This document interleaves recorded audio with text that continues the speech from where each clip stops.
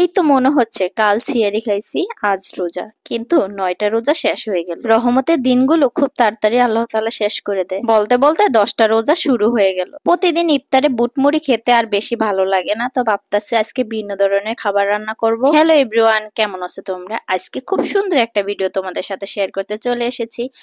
ভিডিওটা স্কিপ না করে পুরো ভিডিওটা দেখবা তোমরা। আজকে খুব সুন্দর একটা রেসিপি শেয়ার করব, সেটা হচ্ছে মুরগি পোলাও। আর আমার কাছে যে কত পছন্দ মুরগি পোলাও, আমি গরুর মাংস তেহারির থেকে মুরগির পোলাওটা বেশি পছন্দ করি। এখানে আমি পোলাও রান্না করার জন্য চালগুলো আগেই সুন্দরভাবে ধুয়ে রেখেছি। বাট শুধু পোলাও সাদা হলে ভালো লাগে না, দেখতেও ভালো লাগে না, তাই আমি মটরশুঁটি আর গাজর দিব। এখানে পোলাও বসানোর জন্য আমি প্যানটা আগে গরম করে তেল দিয়ে পেঁয়াজটা আগে ভেজে নিয়েছি, তারপর আদা রসুন দিয়েছি। আমার মামুনিটা খুবই ছোট, ওকে নিয়ে কাজ করতে আমার খুবই কষ্ট হয়ে যায়।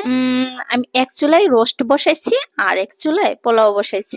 এখানে রোস্টের জন্য আমি কিছু মুরগি নিয়েছি, তো আমি কক মুরগিরাও ইউজ করি, আমি ফার্মের মুরগিরে বেশি একটা খাই না। কক মুরগি বলতে কোনটা বুঝাচ্ছি, এই যে লাল মুরগিটা যেটা বাজারে বিক্রি করে ওইটাই আমি বুঝাচ্ছি। বাট লাল মুরগির রোস্টটা খেতে ইয়ামি হয়। এখানে মুরগির পিসগুলো আমি সুন্দরভাবে ধুয়ে তারপরে একটু লবণ, তারপরে হলুদ, মরিচের গুঁড়া, তারপরে একটু লেবু দিয়ে দিয়েছি।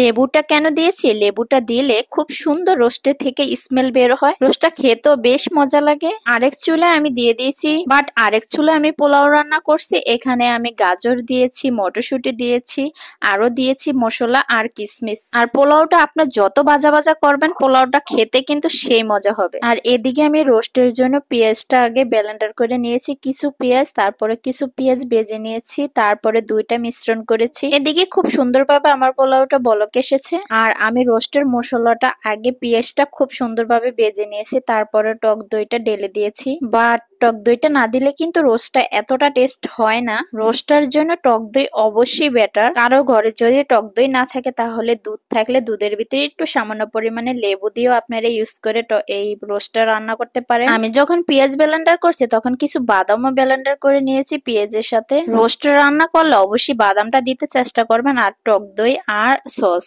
এই তিনটা জিনিস যদি আপনার থাকে তাহলে রোস্টটা অনেক টেস্ট হয়। আমি সব সময় বাদাম, কিশমিশ, তারপরে সবকিছু ব্লেন্ডার করে পেঁয়াজ ব্লেন্ডার করে তারপরে রোস্ট রান্না করি।